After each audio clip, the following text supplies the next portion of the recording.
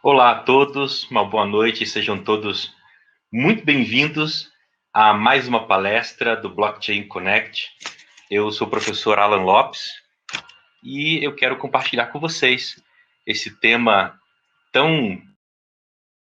Acabamos de ver escrito na tela Blockchain the Future, mas eu penso que já é o presente. O blockchain ele tem influenciado diversos mercados, dentre eles o mercado jurídico. E esse vai ser o tema da nossa palestra, o uso da blockchain no mercado jurídico. Eu vou compartilhar com vocês. Eu tenho alguns slides para mostrar e para embasar também a nossa conversa nesse momento. Blockchain Connect, o uso da blockchain no mercado jurídico. Eu vou fazer uma breve apresentação para que a gente possa ir o mais breve possível para o nosso tema. Como eu falei para vocês, eu sou o professor Alan Lopes, eu sou advogado, sócio do escritório de advocacia Lopes e Santos, um escritório especializado em direito digital. Eu sou advogado, mas sou mestre pela Universidade Tecnológica Federal do Paraná, na área de administração voltada para tecnologia e organizações. Também sou pós-graduado em direito digital e direito criminal. Eu sou o atual presidente de uma organização, uma instituição aqui do Paraná, que é o Instituto de Direito Digital e Robótico do Paraná, sendo que nesse instituto nós trabalhamos muito fortemente o tema do blockchain, afinal de contas, os impactos são muitos. Sou advogado parceiro do Google Business Group, aqui de Curitiba, uma iniciativa, um braço do Google que não é monetizado, mas que eu recomendo a todos vocês que conheçam e participem, porque possui muito conteúdo interessante. Sou professor, organizador, coordenador de algumas pós-graduações em Curitiba, em São Paulo, sempre no tema voltado a direito e tecnologia. Essa tem sido sempre a tônica da minha atuação profissional. E eu também tive a oportunidade de publicar alguns livros, alguns na companhia de vários doutrinadores excelentes, como, por exemplo, Direito das Novas Tecnologias, da editora Revista dos Tribunais, Startups e Inovação, pela editora Manoli, Manual Jurídico da Inovação de Startups, sempre falando um pouco também sobre a questão do blockchain. Então, eu fico desde já à disposição de todos vocês. Ao final dessa apresentação, eu vou deixar meus contatos para qualquer necessidade, dúvida. Se vocês quiserem conversar comigo, vai ser um prazer a gente avançar sobre esse tema do blockchain no direito. Tudo bem? Vamos em frente, então. Quero mostrar para vocês a visão geral da nossa palestra. Eu quero fazer primeiro uma breve contextualização acerca do mercado jurídico brasileiro.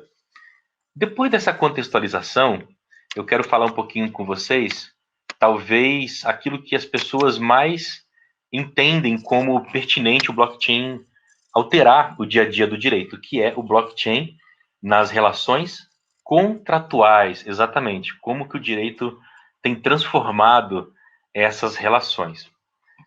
Depois, no terceiro momento, quero falar com vocês sobre a questão da fé pública, características do blockchain, como a descentralização, a imutabilidade. Essas características geram para o direito uma analogia ao que a gente chama de fé pública. E, por conta disso, nós podemos utilizar essas características tecnológicas para produção de provas, que se tornam, inclusive, provas robustas nos tribunais. E eu vou mostrar para vocês, inclusive, uma decisão que corrobora essa fala minha de que o blockchain tem, sim, validade e ele pode ser instrumento de criação de prova jurídica. Interessante isso, né? A seguir, num quarto momento, eu quero falar com vocês sobre o blockchain na propriedade intelectual. Afinal de contas, de que maneira o blockchain pode influenciar e oferecer ferramentas. É isso que eu quero compartilhar com vocês. ferramentas que o próprio advogado pode utilizar para ajudar os seus clientes que querem proteger os seus ativos, proteger as suas obras, suas músicas, seus textos. Nós vamos falar sobre isso também nessa palestra. Vamos falar a seguir. Nossa, professor, quanta coisa. Fui ousado, mas eu vou conseguir compartilhar bastante conteúdo de valor para vocês. Vamos falar então sobre a fé pública no blockchain. Lembra que falamos sobre a fé pública trazendo a oportunidade de nós produzirmos provas válidas nos tribunais? Pois é, agora eu quero apresentar para vocês em que medida o blockchain pode ajudar ou até, muitas vezes, fazer as vezes de um cartório, né? E caminhando para o final da palestra, nós vamos falar sobre algumas oportunidades práticas do blockchain no varejo e encerraremos falando sobre blockchain e os registros imobiliários. Olha quanta coisa, teria ainda muitos e muitos outros temas, mas eu penso que por intermédio desses temas eu vou conseguir compartilhar com vocês a verdade de que o blockchain realmente tem sido não apenas uma ferramenta do futuro, mas já presente na vida de muitos advogados, na vida de clientes de muitos advogados, tá bom?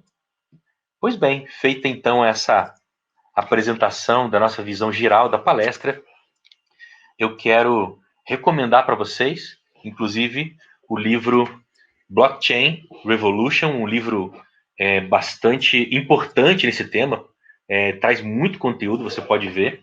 E esse tema do blockchain, ele foi mencionado aqui pelo Don Tapscott, que é um dos autores dessa obra, e ele diz o seguinte: essa tecnologia, se referindo ao blockchain, é muito maior, que além de ser a base para muita inovação, que eu acho que vai acontecer nos serviços financeiros, vocês podem ver que eu acabei nem abordando, porque no próprio evento aqui do Blockchain Connect, você já tem várias palestras falando sobre a transformação financeira provocada pelo blockchain, pelas bitcoins e tantas outras criptomoedas.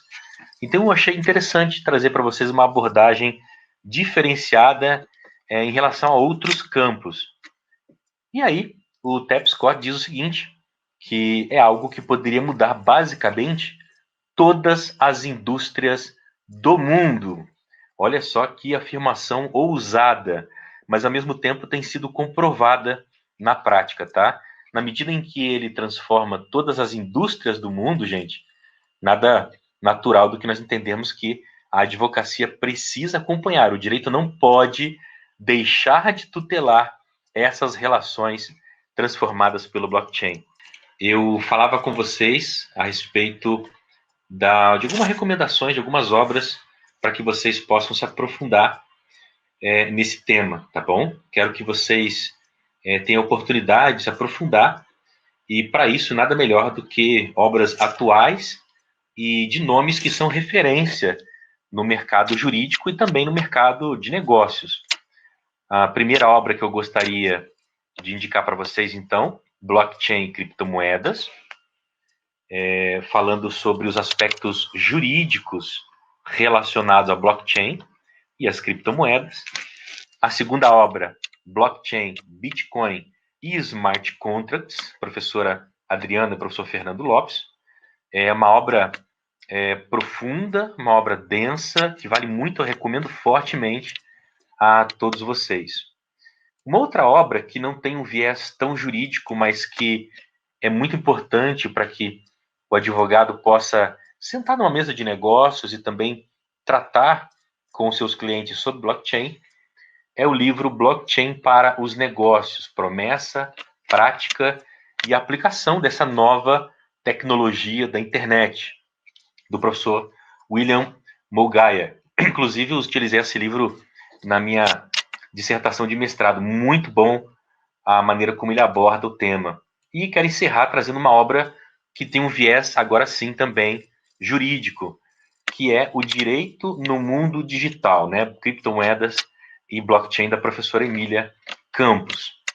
Ok, pessoal? Então fica aqui a recomendação para que vocês se aprofundem nesse tema. Professor, como está o mercado jurídico atual? essa não é apenas uma opinião do professor, mas é algo que repercute em diversos meios de comunicação. De todo modo, é inegável que os clientes de todos os escritórios, de todos os advogados, ele está muito mais informado. Nós temos hoje o que não tínhamos décadas atrás em termos de consulta de informação. Ou seja, o cliente ele sabe o seu direito. Ele tem uma postura muito mais ativa em relação aos seus direitos. E o direito precisa se transformar. Não é à toa que nós temos uma série de startups chamadas Lawtechs, que são voltadas para o universo digital. As Lawtechs elas podem elaborar inovação tanto para escritórios de advocacia, mas também para a população em geral, trazendo informações do mundo do direito para a população em geral.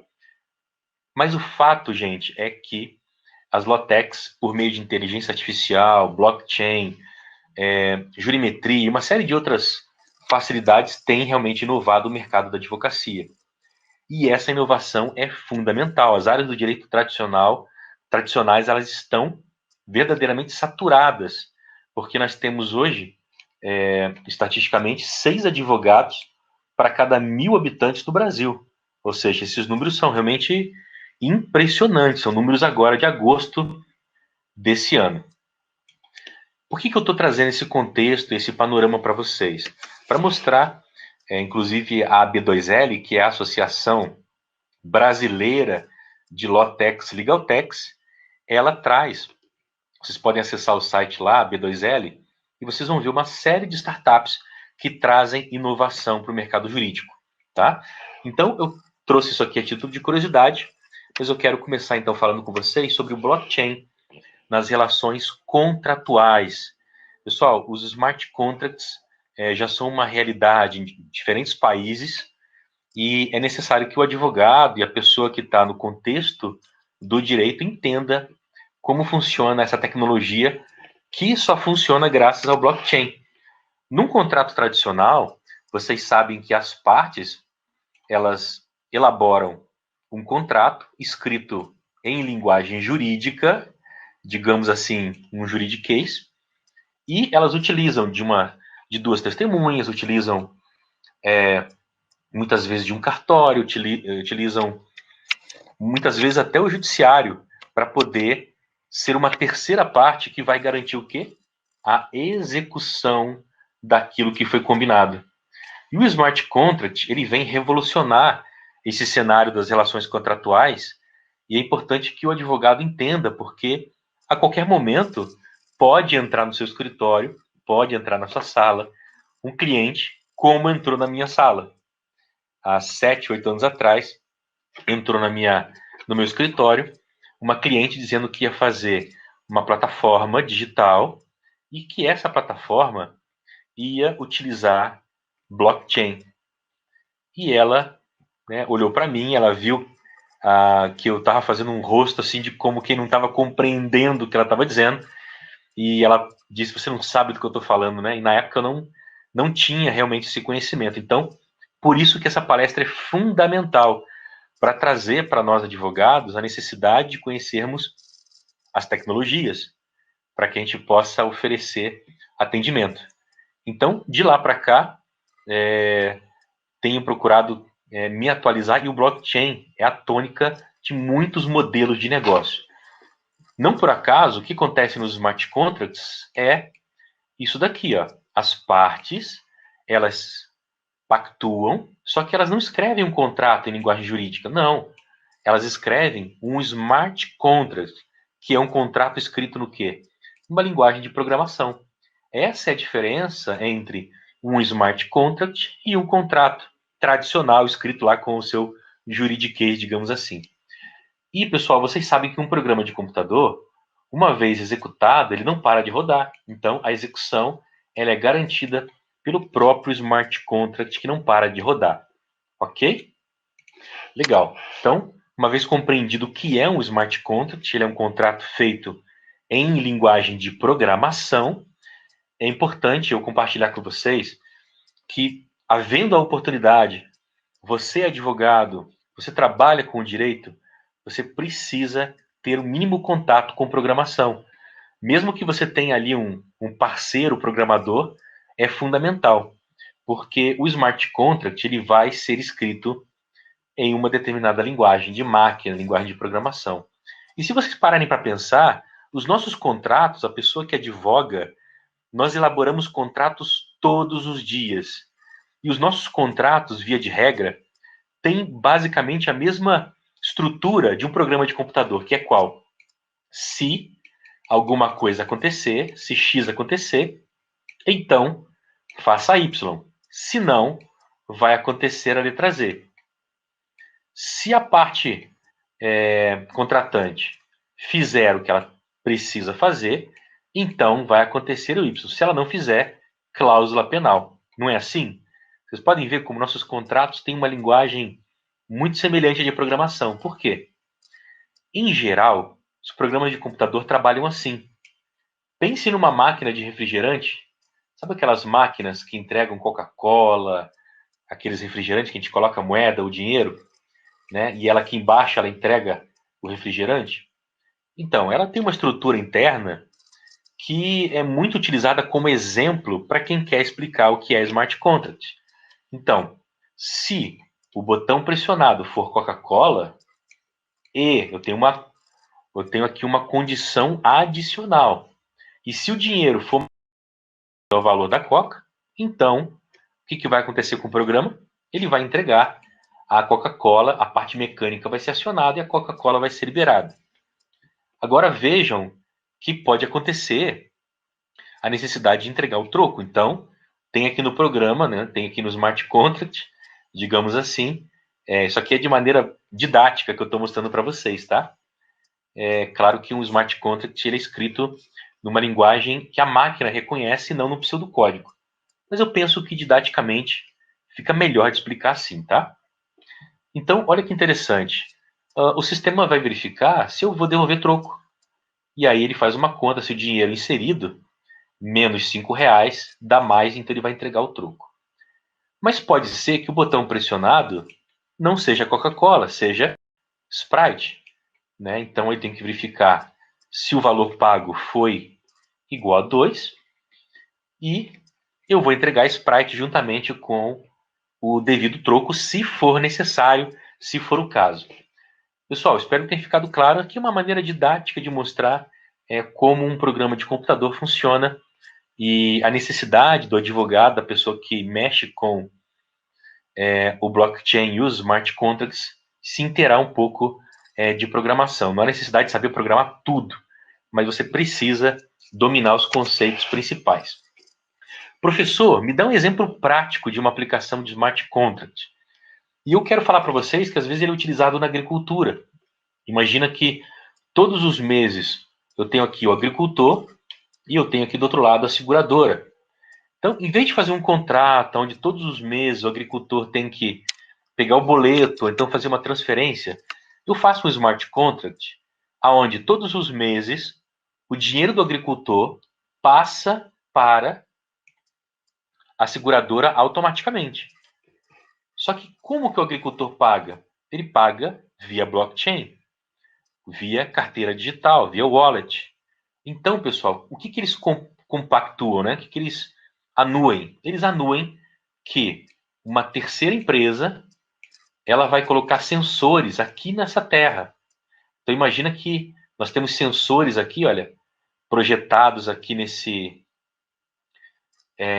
nessa terra, medindo se essa terra está boa para plantio ou se ela está no momento de seca total, onde não dá para plantar e o prejuízo para a safra vai ser imediato. Olha que legal isso. Então, enquanto essa empresa estiver dizendo para o smart contract, ok, a terra está boa, o agricultor vai fazer o quê? Automaticamente, da carteira digital do agricultor, vai pagar a seguradora. Só que em um determinado dia, a seca vai chegar e os sensores colocados nesses equipamentos vão apontar dizendo que, olha, a terra não está boa para plantio, seca total, perda de safra. O agricultor vai ter que entrar com um processo, preencher formulário para a seguradora avaliar ou dizer que o agricultor faz jus ao prêmio do seguro? Não. Automaticamente, os sensores vão apontar a seca, a quebra da safra, a empresa vai alimentar o smart contract, que vai dizer que a safra não deu ok, que a safra está quebrada, e automaticamente o smart contract vai tirar o dinheiro da conta digital da seguradora e vai pagar o prêmio por o agricultor.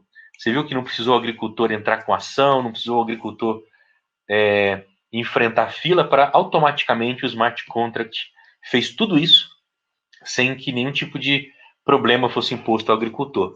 Interessante, né? Essa automatização ela é bem possível por conta do blockchain, sua descentralização, sua imutabilidade e todas as suas características. Professor, me dá mais um exemplo prático. Imagina que o Paulo, gente, ele quer comprar um carro, tá? Então ele vai fazer o quê?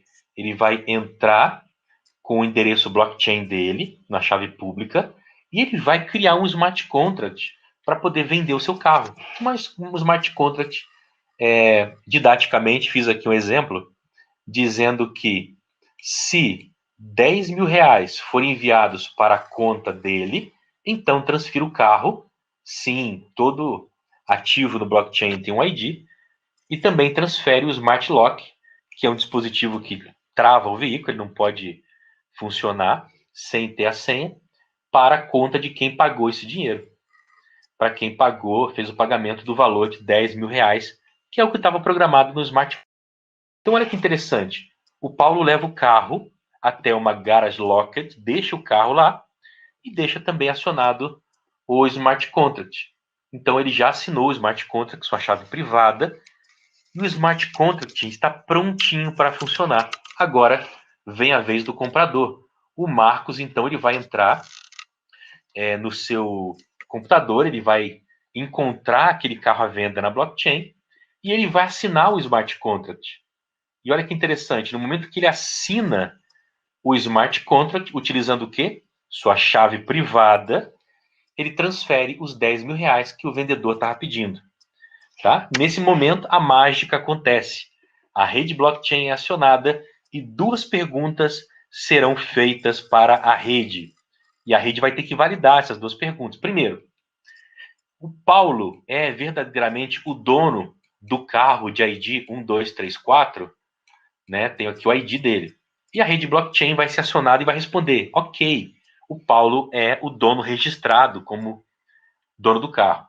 Segunda pergunta: o Marcos, aquele que quer comprar o veículo, ele tem dinheiro suficiente para pagar os 10 mil pedidos pelo comprador?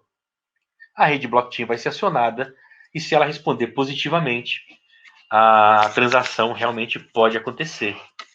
Duas coisas vão acontecer basicamente. Primeiro, o Marcos vai ganhar acesso àquele dispositivo do Smart Lock, que é o dispositivo que trava o veículo, né, para que ele possa utilizar o carro.